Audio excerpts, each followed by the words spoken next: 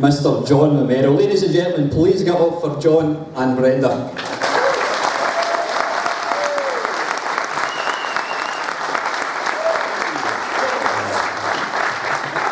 Thanks, everybody. I'm really glad to see everybody here. I never would have thought back when we made Doom that it would happen, like it would be popular for over 25 years. Crazy, but you know, thanks for playing the game back in the day, and I know some of you are still playing the game today. That's really cool. Might be one of the reasons why we're able to be up here and talk to you still. I mean, as I was coming from the toilet just about 5 minutes ago, walking past the shop, what's on the windows but like Doom t-shirts, I mean, you're all over the place. You know, and I was telling my girlfriend before I came down, she is completely not a gamer, but when I told her John Romero, she goes, oh my god, and she was telling the guys, oh my god, and they were like, wow. Wow. That's pretty great. So I just want to thank you guys on behalf of me and everyone sitting here. It's an utter privilege to be able to speak to you guys. Can I say you've got an absolutely awesome head of hair? Much like myself.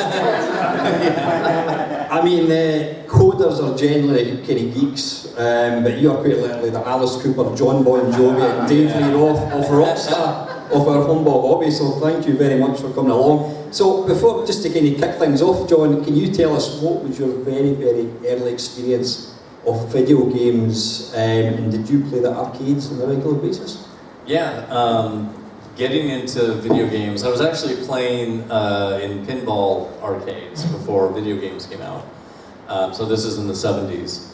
And I remember when across from the pinball, like there was a wall of pinball machines, probably about 30 pinball machines in a row at this place in Tucson, Arizona. This place is called Spanky's. And it was dark and it was cool and, you know, pinball and all the noise and stuff. And one day, there was this machine that they put on the opposite wall, and it was called Doom Buggy, and it was an electromechanical machine. It wasn't video yet. So when you looked inside of the cabinet, which was pretty big, there was actually physical terrain there with like a Doom Buggy on it, and it was all black lit, so it's fluorescent paint, and it was just super surreal.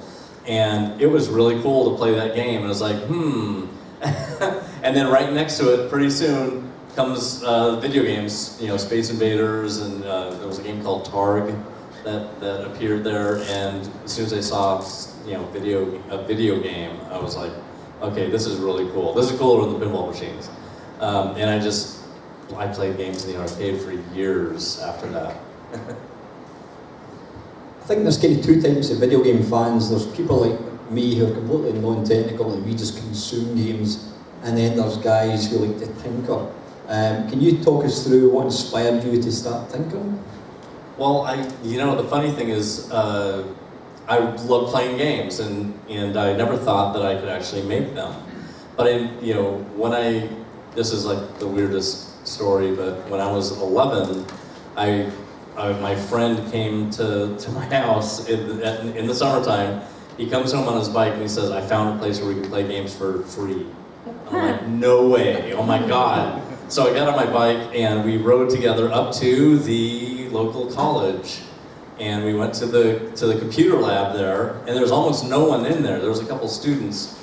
And you know, I would go into this room, there's about 20 terminals connected to a mainframe in another room. So this giant computer fills the room.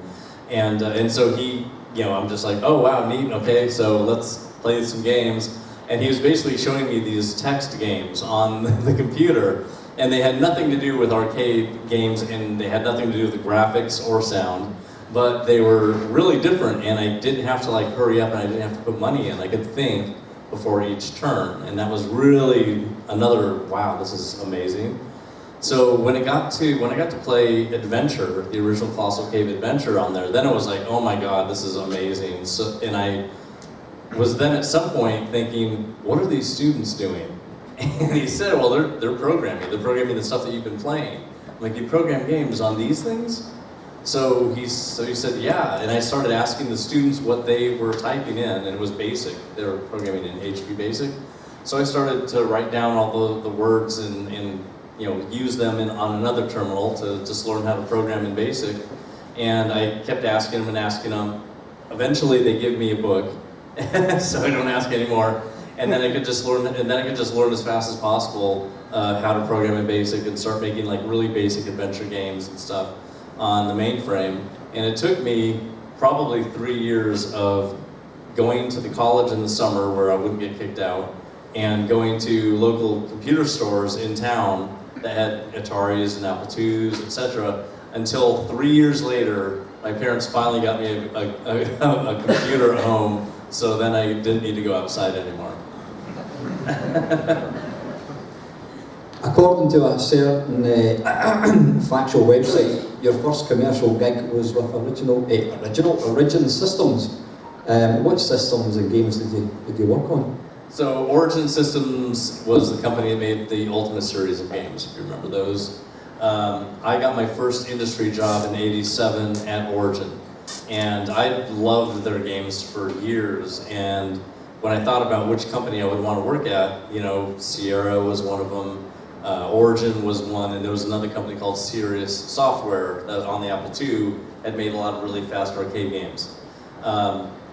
So in 1987, I went to a trade show called Apple Fest, and when I went in, and basically right in front of me was a booth for a company called Uptime that sold disc subscriptions. So you get a disc in the mail, and every month you would get just a collection of rando stuff.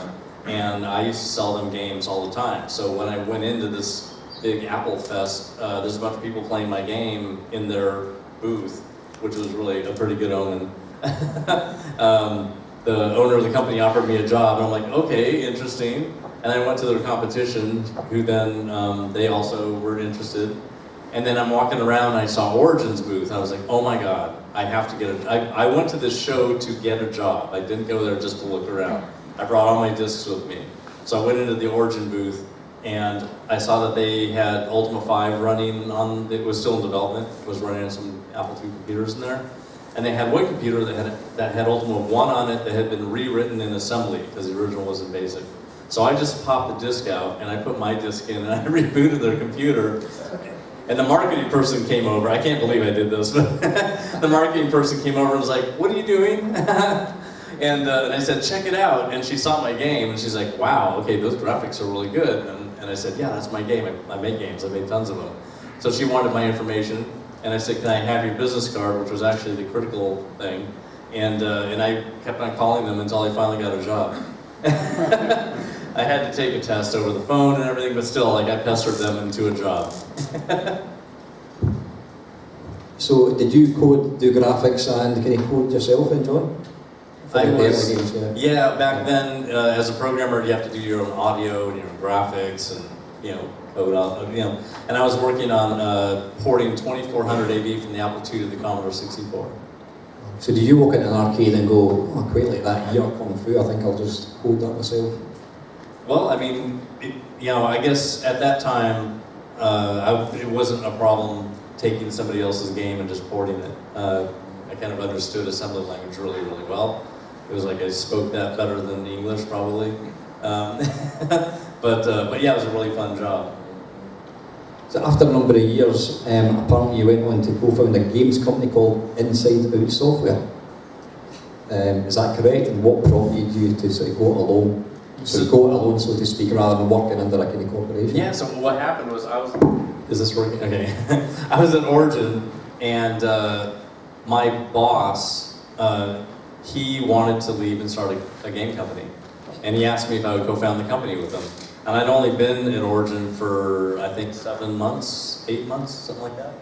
And I'm like, hell yeah, that'd be awesome. Even though I loved Origin and it was my dream job, for some reason this was going to be really exciting. So I said yeah, and I basically left Origin, started a company called Inside Out Software with my previous boss, now my co-founder. And in our first thing, this was like us doing porting contracts until we could do original games. So we started porting, we did Might Magic 2, and he ported it to the PC from the Apple II, and I ported it to the Commodore 64 from the Apple II. So if you've played Might and Magic 2 on the Commodore 64. That's my port. And so I basically did that game. Then I worked on another game over here. It was called Nebulous. It was called Tower Toppler in the United States. But I was porting that game from the Commodore 64 back to the Apple II, and then the 8-bit industry crashed while I was doing that in 1989. And as soon as it crashed, I'm like, I need to learn how to program the PC. So I was at my startup only for maybe 9 months. And then I was like, I need to leave and go basically learn the PC as fast as I can. So you later co-founded a company called Ideas from the Deep, you're nodding there, before moving to Louisiana in 1989. And you joined Softtech Disc as a programmer working on a PC monthly disc magazine. After a short time, you moved into a game development arm called Gamer's Edge.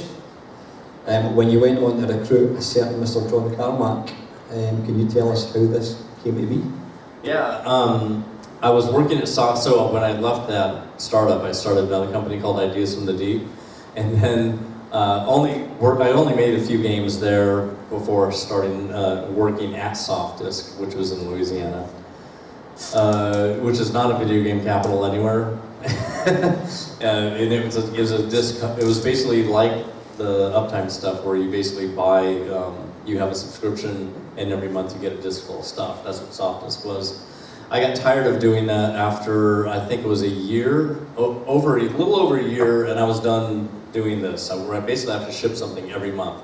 Usually it's a utility, sometimes it's a game if I'm lucky, but it was because it's only a month. Making a game in 1 month and shipping it is not very fulfilling because you can't make a really great game. So what I was doing was porting my Apple II games over to the PC. So I already knew the PC really well by that time, and I told the president of the company, I'm gonna go work at LucasArts or something because I need to actually spend time making games. And so he said, please don't leave. We'll start a game disc. And I said, okay, how about, instead of shipping something every month, how about if I ship a game every 2 months and I have a team of people, like maybe 3 other people, maybe there's 4 of us. And he said, okay, let's do that. And so I needed to hire a programmer and an artist. The 4th person was going to be like the manager person to deal with the connection of our product to the rest of the organization. So I needed a programmer and an artist. I went into the next room, and which is like the art room where the artists do work for the whole, like every disc that they have there. And he promised me I would get my own artist. So I'm like, this is great. I said I have to have my own artist. I can't have a room full of people doing stuff. I need them in the room with me. So I saw a guy with long hair out of everybody, the only one. And I was like, hey, so what's your name? You know, he's like, my name's Adrian. And it's like, you like metal? He's like, yeah, I listen to metal all the time. I'm like, good, we're gonna get along with each other. Hey, what do you think about making art for video games? And he's like, well, that sounds cool, as long as my boss says I can do it. So I just went to his boss, who was running the art staff, and just said, hey, you know, would you mind if I took Adrian and have him in the next room, just making game art? And so he's just like, okay, yeah, then next month, go ahead and take him. And Adrian had only been working that month on a computer. So he'd never actually done game art or any art, really. He was learning how to, like, use VGA and EGA, you know, 16 color mode and stuff. So he came into the room, and I also needed a programmer. And I made so many games back then. I would go home from my job and make games. So I would make games at work, and then go home and I make even more games, and I sell those games. And one of the games that I had done at night, I sold back to the company Softdisk, because they have they have Apple II discs still, and I was doing PC stuff. So I would sell my games to them, the Apple II games. And the latest disc that I was on had a game from a guy named John Carmack, and it was a game called Tennis. I had a game called Substalker, and his was Tennis. And it was a really, really good tennis game, which is, normally you would not get excited about tennis on a computer, but he did a really good job programming it. So I could tell that he was a great programmer just from watching his code run, watching the game run. So I asked the Apple II guys who were in touch with him, hey, can I get in touch with this guy? I'd really like to hire him. And they said, forget it. We've tried to hire him twice. He's not interested. And I said, I want to hire him just to make games all day. I think he'd be interested. Can just get in touch with him. So they did. And he said, okay, I'll come down for an interview. So that kind of, they were just like, what? Okay, this is great. He came down, and I brought my friend Lane, who was inside of our group, when we came to Softisk. Lane came with us. He's an expert level assembly language programmer. And so when John came down to meet with us, it was like he found his brotherhood. Like he'd never talked to anybody that knew a lot about programming on a computer. So he immediately wanted to join the company. So I hired him into Gamer's Edge, and that's when we started making stuff. Obviously, this coming together of great minds eventually led to the formation of, is it ID Software or is it id Software? Not ID. Right, id Software, which led to obviously landmark games and genre-defining titles like Doom, Doom 2, Doom 3, Doom 4, Doom 5, Heretic, Hexen, Quake, etc., etc. Now, prior to the game changer that Doom was, you published a game called 3D Wolfenstein. I can always remember my mate showed me on a PC.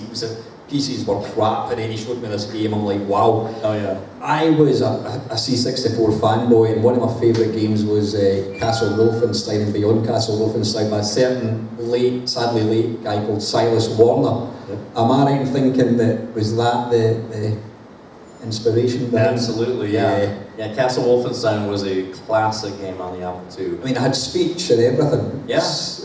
Yeah, he was, Silas was really early. He's a 70s programmer, and he started Muse Software in Baltimore, Maryland. And he programmed all kinds of utilities, like utilities to record your voice and play it back. And he made lots of games himself, but he, like in 1981, he made Castle Wolfenstein and published it. He made other games as well, but this was just like, what a magical game that he made. And it was actually the first stealth game ever made as well, because you have to be stealthy in that game and hold people up and take their uniforms and pretend that you're that you're an officer. So anyway, he was such a amazing programmer, super creative person. He was also 6'7", so he was really tall. But he just changed the world with that game, and so we grew up with it. Did you get to meet him at all? Yeah, we got to meet him. The weirdest thing was, like, we made Wolfenstein in 1992, and because we were Apple II people, even though the Apple II was kind of dead and buried, and we're programming the PC, we would still go every year to an Apple II conference in Kansas City that's called Kansas Fest. For some reason, it's not called Apple II Fest anymore. And we would go every year, and every year they have people from, that might be from Apple, they might be people who had made games in the 80s. And when in 1992, when we finished Wolfenstein, we bought the first color laptop that existed. It was a Toshiba laptop. We brought it with us down there with Wolfenstein on it, so we could show our Apple II friends that we made Wolfenstein again, but in 3D on a PC. And then we find out that Silas Warner is the special guest that year, and he's going to be giving a talk about Muse software and the history of Muse and Wolfenstein and Supertext and everything that he had written. And so we were in there listening to him talk, and the audio of him talking is on the internet. So they recorded it in 1992. Just the audio, and so we got to talk to him after he got done giving his lecture. We got to talk to him. We had him sign our Wolfenstein manual. We showed him the game, obviously. He thought it was really cool. And then later that night, he hung out with us in the hallway, just talking for hours with other programmers. So that was like your John Romero moment, getting to meet this guy. It was incredible. It was incredible to be able to talk to Silas Warner and just spend hours with him talking about assembly language. Awesome. But back in the day, I was a staunch Commodore Amiga fan, and the 386s and 486s were actually kind of coming into houses, but they were still pants as far as I was concerned. But that all changed when I went up to one of my mates' houses one day. He'd sold his Amiga, he'd got this PC, and he says, "You need to come up and see this game." And I can still remember going up the stairs, and I could just hear this noise, what I described as like the gates of hell, with roars, screams, booming growls. When I went into the room, I saw this behemoth 20-inch CRT, and my jaw just hit the floor, and it was Doom. And needless to say, the next day the Amiga was up for sale, and I was going to get a PC. It was mind-blowing, absolutely mind-blowing. I mean, Doom, it literally defined the first-person shooter, which has now become the mainstay of any systems. And obviously one-like multiplayer. Did you have any idea of the impact it was going to have at the time? Did you know this is going to blow people's minds? We actually did. Sorry for the Amiga death, everybody. There are some Amiga history books out there that do blame Doom for the death of the Amiga, which is a whole, there's an interesting story of R.J. McCall who killed one of my games, so I kind of killed his system. Yeah, it's funny, we knew Doom was going to be a great game because we planned for it to be a great game. We'd already made Wolfenstein and Spear of Destiny, and everybody loved those games. They were super fast, super violent. It's a new kind of game that people hadn't played before. But we knew that with Doom that we were making something that no one had even seen before, with the kind of architecture that we could make with lighting and the sound effects and just the spookiness of the game. So you probably don't remember this, but in January of '93 we put out a press release saying that Doom was going to be the best game ever made. And we just started working on it. We had a bullet point list that said what was going to be in it, and we knew that we could make that happen. Part of it, like one of the most, important things on that list was that we called it an open game, which means that people can mod it. We're going to make the game easy for people to modify so you can make it your own and do whatever you want with it. Make new levels, you can make new graphics, sound, you can make it look like something that's not even Doom. And people immediately did that when the game came out. But, deathmatch for the first time, you can do high-speed co-op or deathmatch with each other. Like, people had never done that before. If they had done that, it was back in the late 70s or early 80s with modems that were turn by turn, but nothing at that speed. Nothing that was high speed, especially nothing that was a first-person game. So, yeah, we knew it was going to be really cool. We put everything into it. We basically said we have to make the best game that we can think of ever playing when we're making it. We didn't know it was going to last this long, because usually when we make the next game is supposed to ruin the previous game. So we knew Doom was not long for this world in our minds with Quake. But yeah, it lived. So you're putting this game as being the best game ever, even though you hadn't even written it. I take it you know Peter Molyneux. Anyway. It's crazy. Have you any idea how many copies of Doom have been sold across the world? I have no idea. Millions. Not sure. More have been downloaded, probably. Yeah. Which is legal if it's the shareware version. I can quite honestly say I've never played a game since Doom which utterly terrified the audience. I mean, the demonic, utterly terrifying enemies. Were these pulled together collectively as a team or one person? I mean, whose idea was it to come up with various? So Tom Hall was the original designer on Quake, Doom, sorry. So he wrote the Doom Bible in November of '92 before we made the game. And he had a lot of, character ideas in there and level ideas, and there was a lot of stuff that he put in that Bible that eventually we didn't keep, but we did keep a lot of the high level ideas. Like there's going to be several levels that go through this base on Phobos. We're going to be battling these kinds of creatures, and so some of a lot of those ideas were there at the very beginning. What the characters looked like came out later, as we were developing, because he didn't draw all those pictures. But, our team was really small. We only had 5 people making Doom. That's just me and John programming it, me and Tom designing, and Adrian doing the art on it, and Kevin Cloud doing the art. So 2 artists, 2 programmers, 2 designers, but I'm doing code and design. And so, you know, it was us five until Tom left in August, because that was not a game that was a Tom Hall game. Tom is Commander Keen. He's like Mario. He makes happy, fun games. And Wolfenstein was like very violent. And then Doom was just like even more, you know, dark and violent. And so it wasn't his cup of tea. So he decided to leave. And we brought in Sandy Peterson, who was a really great game designer. He made Call of Cthulhu, if anyone's remembered that. And then we brought in Dave Taylor, who was just out of college. He's a really fast, you know, programmer. And so he was, you know, then we went up to 6 people. And then we shipped the game probably about 5 months after they both joined.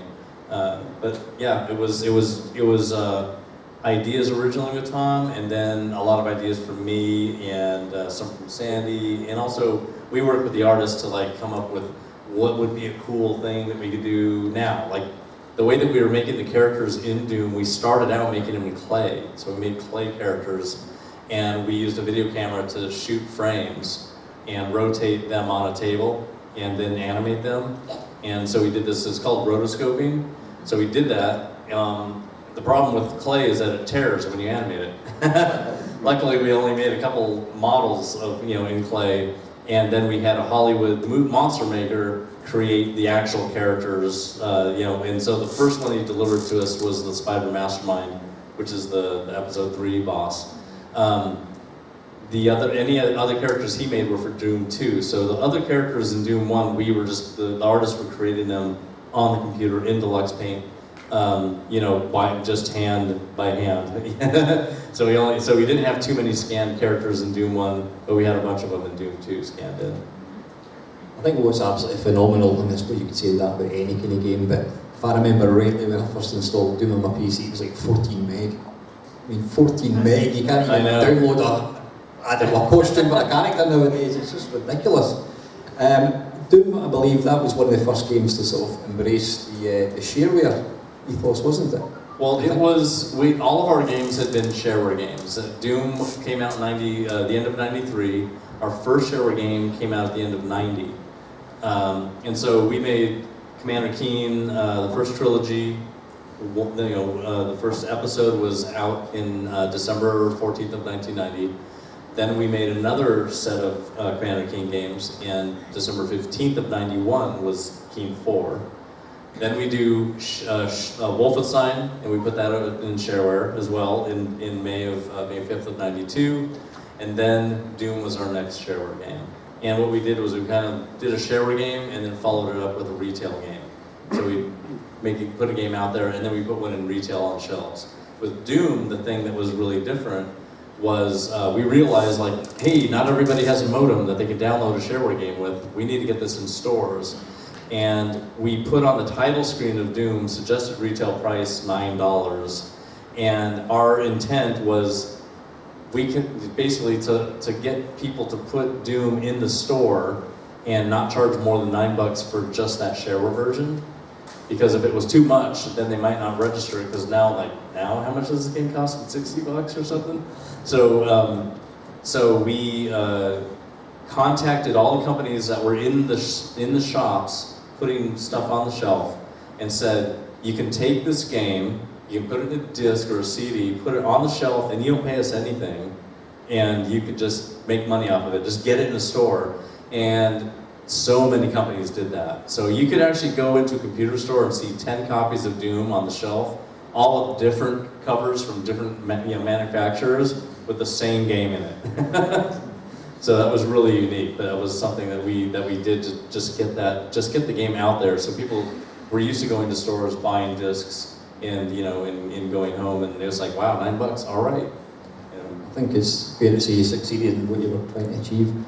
I mean, Doom's obviously evolved in various incarnations over the years. There's versions on the Xbox Series X, etc. But in my personal opinion, I don't think anything's come close to the terrifying spectacle of the original first one. It's just phenomenal. Yeah, the PC. But I would include Doom 2 in that as well. Apart from the genre, it's pioneered Doom. Doom also laid the foundation to the weapons. The weapons that you see in every game now. your handgun, you've got your shotgun, chainsaw, BFG. What does that stand for? Do you know what that stands for? No idea. Bio. Oh, so it's not true then. Yeah. What was the inspiration behind these weapons? Because you didn't have anything that had gone before, because you were writing, you were laying the Yeah, it's laying the funny. path. Yeah. We did with Wolfenstein. We did have a chain gun, which we did put in we put in Doom. We had like a machine gun, which we actually were planning on putting in Doom, and we took it out because we thought that shotgun would be cooler. And a pistol, and Wolfenstein had a knife, but we had a fist. Fist for punching, and then a chainsaw. You could alternate between those two if you had the chainsaw. But all those weapons were just like, we need to make weapons that are really cool, they have to sound cool, and the challenge with Doom, with the weapon, because we actually spend more time on Doom, the challenge was every new weapon that we put in the game needs to not remove any previous weapon. It needs to be additive. And with Wolfenstein, if you had a gun, you would never use a knife. If you had a machine gun, why would you use a pistol? And if you had the chain gun, why would you use anything below that? Unless you were almost out of ammo, and you had to be very careful. So with Doom, every weapon, there were usually 2 weapons that shared the same ammo, and each of those weapons was for a specific purpose, and neither of them removed the purpose of any other weapon. So like a plasma gun using a plasma gun does not get rid of the chain gun. You could run out of plasma cells and you need to use the chain gun, right? Chain gunners are really good for long distance shots. The shotgun, regular shotgun's better at long distance than the double barrel. The BFG is for clearing out a room. The rocket launcher is great for collateral damage. So they all have different uses, and they're all very useful. If you have all of them, you want to use all of them. Versus in Wolfenstein, you just want to use the chain gun. So yeah, it was a challenge to make a game where all the weapons would stay with you. You always use them. Obviously, Hexen and Heretic followed Doom, and they were more sort of like magic kind of based. How well received were these compared to the Doom games? Yeah, Heretic and Hexen were really, really well received. They, there are some people like Heretic better than Doom because they just love medieval stuff. They love the music, they love the characters. They're just like people that love D&D, and this is like, back then this was like a really great D&D game, action D&D. And then Hexen was a more complex, very tough version of Heretic. It introduced the idea of, in a shooter, of having a hub level system where you kind of go in and out of a hub, and every time you come back the hub changes and opens up eventually to the next hub. And it also had character classes, so you could play through the game as a cleric or a mage or a fighter. So I was just experimenting with design in the FPS, but doing it in the medieval realm with Raven software, and it went really well. Activision bought Raven because of those games, so they bought the company, and Heretic was the first, and Hexen was the second, and I was making the third of the trilogy. It was called Hecatome, but I left it before we'd even gotten 4 months in. But when Activision bought Raven, they just made each one of those games their own brands. And so there was a Heretic 2, and there was a Hexen 2. But yeah, those were really good games. I think it's fair to say that 99% of the games were massive successes. Can we just talk about Daikatana? Daikatana. Yes. What happened there? Daikatana. Who wants to know about Daikatana? Yeah. All right. It was good. So, my memoir is coming out in July of next year. The Ion Storm section's at least 3 chapters, I think, right? Yeah. It tells the whole story of what happened with Daikatana. It basically comes down to a lot of shenanigans were happening at the company with co-founders and other people that I brought in that made it really hard to concentrate on being able to make the game. And also, I brought in a lot of people who this was their first job in the industry. Even though they knew how to make levels or they knew how to program, it was like this was a new kind of job for them. So they kind of had to learn how to make a game. And it took a long time to just teach people how to make a game. So on my team, the Daikatana team, I was the only person that had ever made games. And Daikatana was like game number 90 something for me. For them it was 1. So it was a lot of time spent teaching people and also just dealing with all the fires in the company. But you know, we did get the game out. It took 3 years to do it. I was on my 5th lead programmer. 4 of them had left before then. You know, it was a lot of work getting that game done. But IDOS was our publisher, and they really stood behind us with all of the craziness going on. They trusted that something was going to come out. Luckily, Tom Hall, who was my co-founder at Ironstorm, he was making a really great game called Anachronox, and so that game was good. It didn't critically do well because IDOS didn't really advertise it much because they thought that the Dallas studio just wasn't going to do really good work after Dominion and Daikatana came out. But luckily I brought in Warren Spector years earlier, and he made Deus Ex, which saved everything. And after I left Ironstorm, you know, he's still the company was around for another 4 years making Deus Ex sequels. So yeah, it was a really tough game to make. But the story is coming out not too long from now. Thanks for telling us. Obviously after Doom came out, it wasn't long like any of these, when somebody brings along a new game mechanic, it's not long before the competition latches onto that, and there was various games, obviously Duke Nukem was one of them. Was there any games from the competition that particularly impressed you and you think that's a good game? Most of them, yeah, a lot of those games. Because we had the engine, we had that Doom engine, we could get games out faster using that technology, but I wanted to play more games than that. So we had come out with the Doom engine, with Doom, so we had this Doom engine. That's when I got Heretic started. So during 1994, we get Doom 2 out, and we get Heretic out. In the meantime, LucasArts is making Dark Forces, which was unbelievable. And in November of '94, I was at CES, I think in Chicago, we just had a booth there from GT Interactive, and I was sitting there just answering questions about Doom 2. You know, it was out, and it was gonna, you know, people just wanted to know where they could buy it and all that. And some people from LucasArts came over, and they wanted to show me this really cool game that they had. So I took off, and I went over to their booth, and they showed me a prototype version of Dark Forces running, and it looked amazing. And I was just like, I can't wait to play this game. It looks so good, and I love Star Wars, and you know. And it came out in March. It wasn't even that long. You know, probably 5 months later, it came out and did really, really well. And I love Dark Forces. Duke Nukem 3D was amazing. You know, it came out months before Quake, but it was probably one of the best games of that era, of that 2.5D era. You know. Outlaws was awesome. Blood was awesome. Outlaws was, I don't know if anyone heard of Outlaws? Really, really great game. Cartoon style, you know, graphics and cinematics and all that stuff. Really good story. Strife was another one. Anyone heard of Strife? Yeah. All right, cool.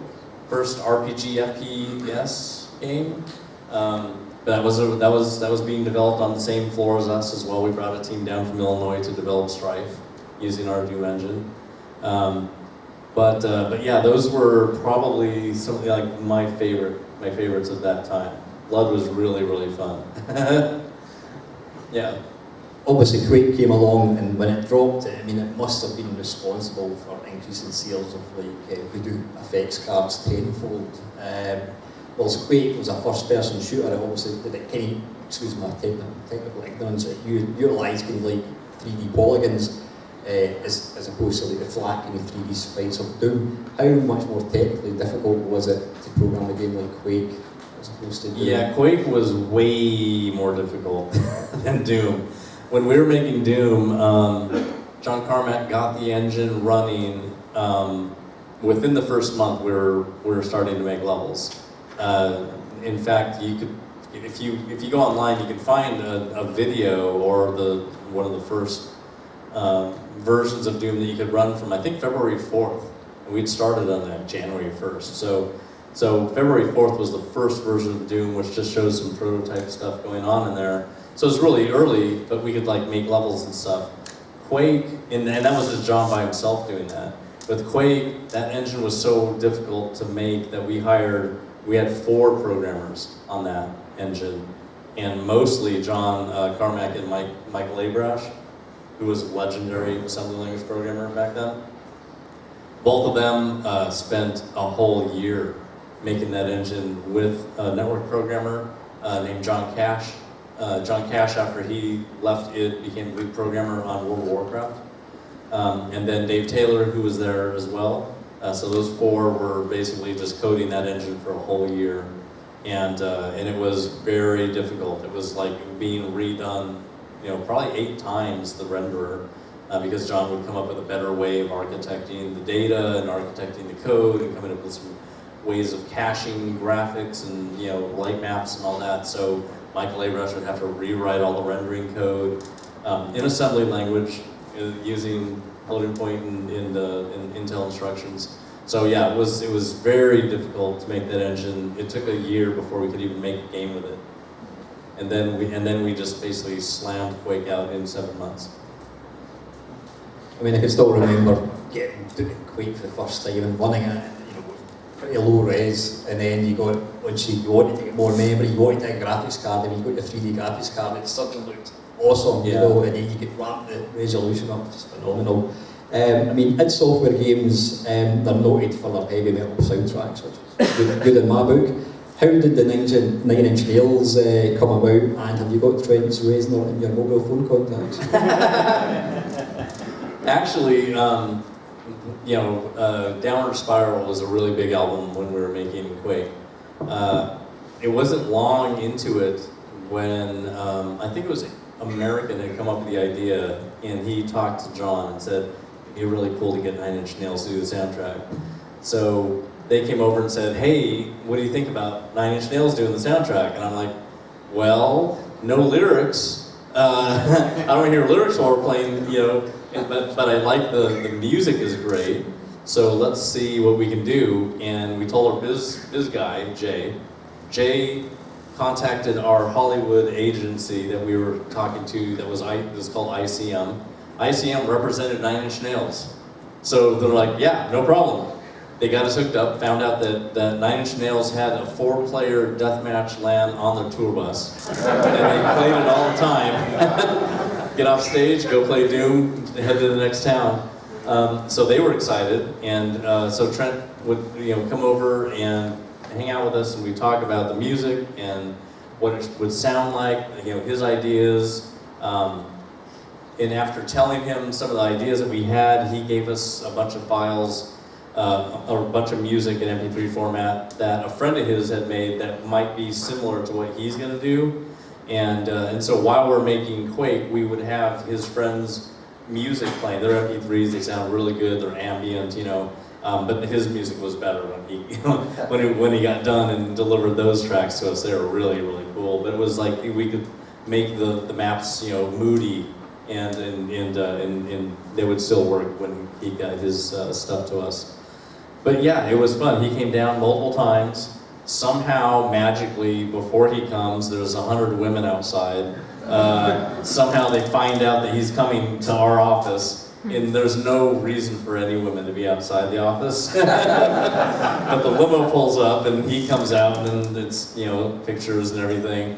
But then he comes in, and we hang out, and sometimes we go out and just have beers or hang out at, bars and just talk about music and games. But American at the office, he was the one who was the one to be in touch with Trent.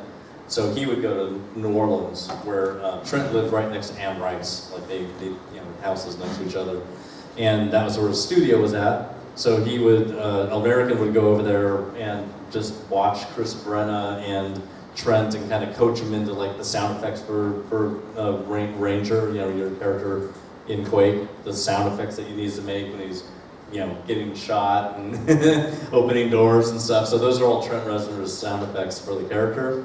And in the tracks were being made. So American would call them, and he would go there and visit on site and basically handle getting the music done. So I don't have his number in my in my phone because I didn't actually deal with the music side. I'll give you it later.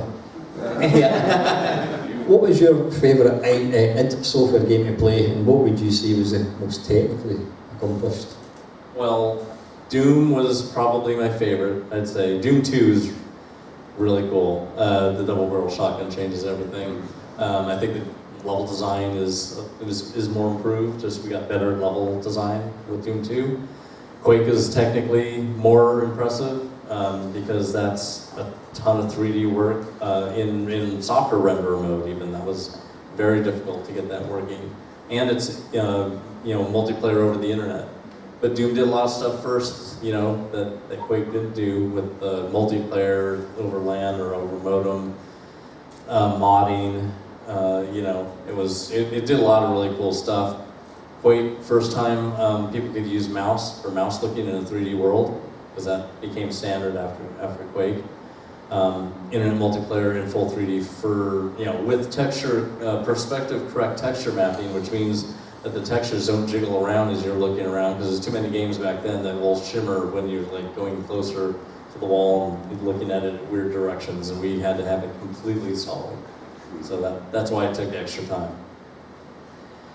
So back in the day, was it all hot tubs, hookers and recreational substances back then? Or can't you possibly say because Mrs. R's sitting on your left? What drugs did we do? So, probably won't believe this, but I don't drink. John Carmack does not drink. Socially, yeah, I would drink every once in a while socially, but normally don't ever drink. No one did drugs ever. We made games, that's what we did, and we did it all the time. There was no time for doing anything else that would we can't actually play games if we're high or whatever. We can't make games or we'll screw up all the code. So the only way to actually get things done was to just not do that. We've all seen some of Atari games. Yeah. Hard to believe, but true. So I believe you later resigned from id Software over, was it kind of artistical differences regarding the future of the company? Is that an amicable thing, or was it quite a sort of unpleasant time? Well, yeah, because in November of '95, the engine was done, and I was ready to experiment with game design to figure out what Quake was going to be. There was already an idea of what the game was going to be for a year. We all knew what the game was going to be. It was talked about online, etc. It was a medieval game, and you were going to have this big, huge hammer. And I looked at the Quake engine as a 3D engine. I didn't look at it as a specifically FPS-only engine. But what can we do in 3D? The way that Shigeru Miyamoto experimented with 3D, made Super Mario 64. What can we do in 3D that will be cool and original? And we talked about these designs for a whole year, and when it came down to it, it took a whole year to make that engine. And then the team just was too tired to even try and experiment again. We just spent a year of R&D making the technology. How long is it going to take to figure out this new game? We don't even want to know. So let's just make it a shooter. And the fact that people on the team were not going to spend time exploring game design and doing something innovative on the design side, for me, that's what I want to do. And I also saw that 3D cards were taking away the advantage that we had as a company, because we were all about making really, new 3D revolutionary graphics, and the cards are going to be doing that. And the only way to really compete is with game design, doing something that So anyway, in January, I basically decided that I was going to leave after Quake was finished, and I talked to Tom Hall, and he was working on Prey over at 3D Realms, and he said, okay, we'll start a company when Quake is done. So finally, Quake is done, and I call up a publisher, and they're excited about me leaving and talking to me about doing another game. The next day, it asks me for my resignation. the company that I talked to was a publisher of Quake. But they weren't going to be a publisher of anything after Quake, so we had already shifted our business to Activision.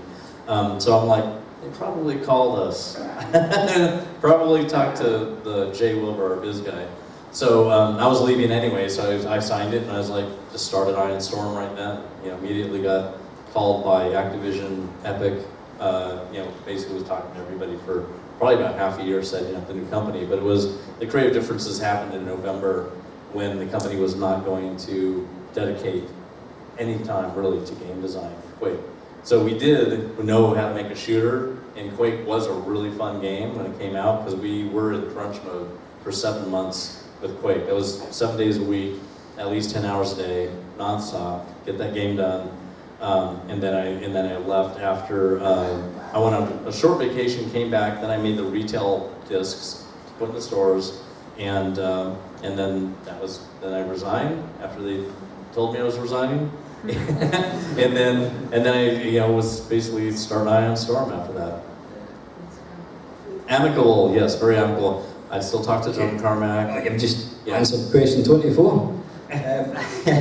So it's fair to say that Doom spawned the entire first-person shooter, a genre which probably makes up, I would say, probably 90% of modern video games these days.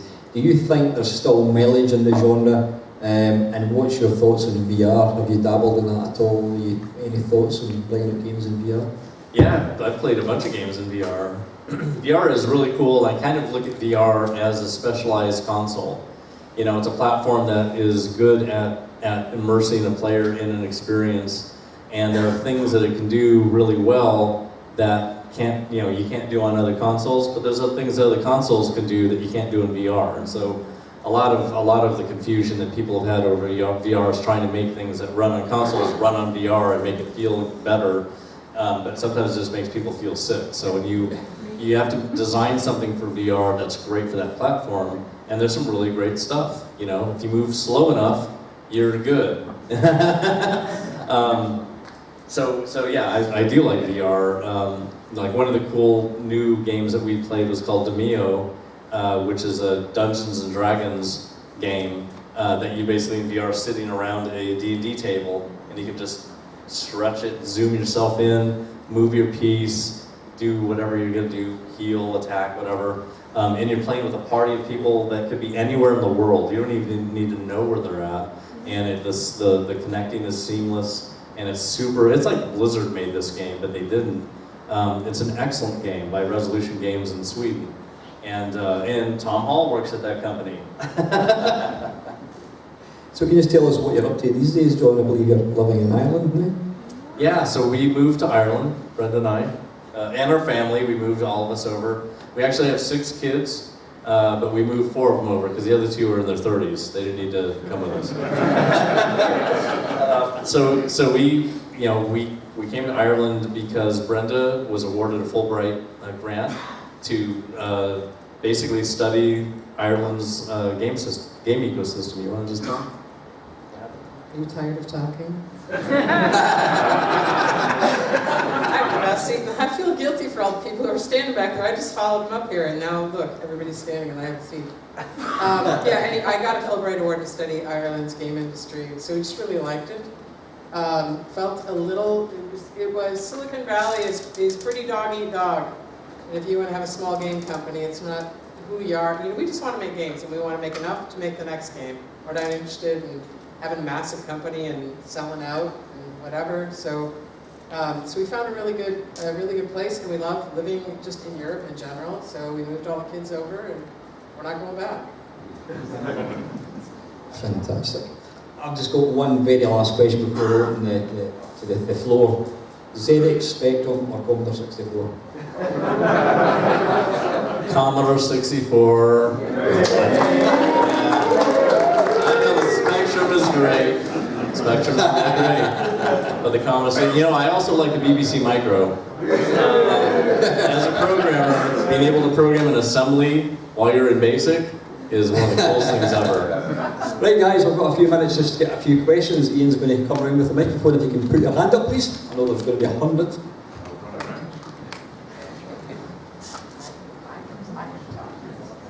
Question for John. Aside from Daikatana, is there a game where you feel like we could have done a much better job? That's it. Well, yeah, I think Quake, we could have done a much better job if we had spent some time thinking about what we could do in 3D. It did turn out really well, but I think that it could have been better. Wolfenstein, with some more time, could have been a better game, but it was really great for when it came out. I don't know, Wolfenstein, when we put the shareware version out, that was only 4 months worth of work for 4 people.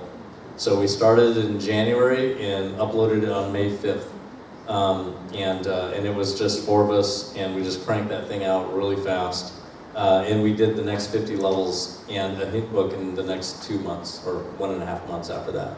So yeah, we were really, really fast. Like, as an example of how fast we were, when we were making Doom, we forgot that we were supposed to do a Super Nintendo version of Wolfenstein.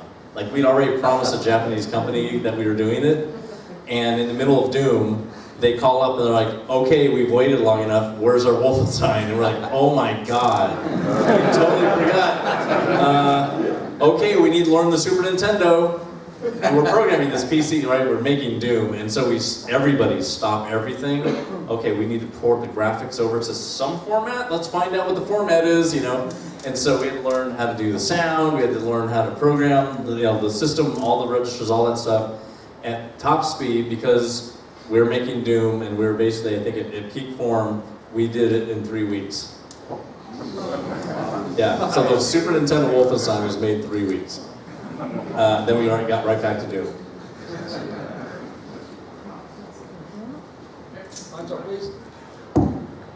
Question for John. Am I right in believing that you were involved in Catacomb 3D, which predates Wolfenstein by a year, but doesn't really ever get mentioned? Yes. It's clearly an FPS. I love your question. It's one of the best questions ever. So we came out with a game called Hover Tank 1. It's not called Hover Tank 3D. Don't fall into that lie. It's called Hover Tank 1. It came out in May, or we finished it in May of 1991. About 6 months before we made Catacomb 3D. And it took us 2 months to make Catacomb 3D, which was it was not Hover Tank 1, but used some of the Hover Tank 1 code. And we had to do it in 2 months. Like, we actually had a deadline for that. So it's the first texture mapped shooter, right? Really the first person shooter, because you are shooting fireballs. It's not that cool, but you're shooting fireballs. It's not guns, but it's in 3D, it's texture mapped, it's fast. Wolfenstein uses a lot of the Catacombs code, except it's in VGA. So Catacombs is in 16 color EGA mode. And so that game basically came out, we finished it at the end of November of 91, and it came out sometime later on the Gamer's Edge. So we made it for Gamer's Edge. I think we started on Wolfenstein before Catacomb 3D came out, but so Catacomb 3D predates Ultima Underworld, which came out just about maybe 6 weeks earlier than Wolfenstein, and they like to say that they made the first texture map game, but we already had finished that in November. So we are putting out Catacomb 3D in a box set really soon. So there have been several sequels to Catacomb. The original Catacomb game was a 2D gauntlet style game that Carmack had written just before we started working together on Slordax. So he made that game. Then we did Catacomb 3D. There was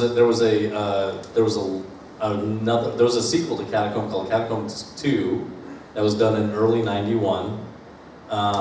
And then we did Catacomb 3D, which is why it's called 3D, because it's the third one, and it's in 3D. And then following that, when we left the company had, this is Softdisk and Gamer's Edge, they made 3 more Catacomb games. So they made Catacomb, Abyss, Armageddon, and Apocalypse. So we now have the rights to put out a Catacomb 3D box set with all the games in it. So all 6 Catacombs are in this box. And the box looks really cool. There's little pins in it. It's kind of like Sigil, but it's for the the historic Catacomb 3D first texture map shooter game. 2 more questions, guys. This is the first time that I've announced it, by the way, so nobody knows yet. So we tweeted, nobody knows. There's many Doom clubs on the Amiga. Have you played any? Have you got any favorites? You mean like Gloom? Oh yeah. Have you played Alien Breed 3D? I haven't played any Amiga shooters yet, but I do have Gloom. I have that box, the original big box. Last question, guys, please. So, with the recent advancements of VR, have you considered making a new Doom VR game? I have not thought about making a Doom VR game. I think they just did a mod for Doom to put it in VR, but I'm already working on my new shooter. So for about 3 months now, our team has been working on a brand new shooter. It's using Unreal 5. The team's gonna be pretty big, and it's going through a major publisher. It'll take years to get this game done, but it's a pretty unique idea for shooters, and I'm really excited to be making it. Well, guys, we could talk for hours.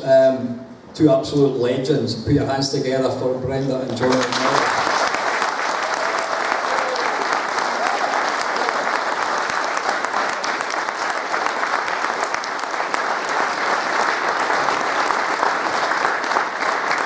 You probably know this, but we have a booth in the expo hall, and that's where I'm going. So if you want to say hi or get photos or whatever, that's where our booth. I was going to go and update my Facebook status to say so I was talking to John Romero there. So, thanks very much, guys. Cheers.